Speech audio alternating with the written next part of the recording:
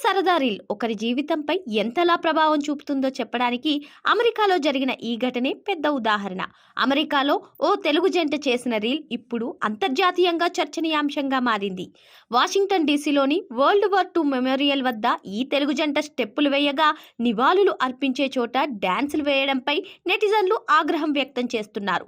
Software engineer అయిన మధురాజు అమెరికాలో స్థిరపడ్డారు. మధు తన భాగస్వామితో కలిసి డోంట్ డ్రెస్ ఛాలెంజ్లో భాగంగా వాషింగ్టన్ డీసీలోని వరల్డ్ వార్ II మెమోరియల్ వద్ద ఒక రీల్ చేశాడు.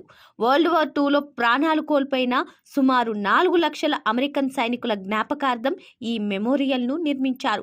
అమెరికన్లు అత్యంత పవిత్రంగా భావించే ఈ చోట స్టెప్పులేయడం యుద్ధ వీరులను అవమానించే విధంగా ఉందంటూ నెటిజన్లు ఫైర్ అవుతున్నారు.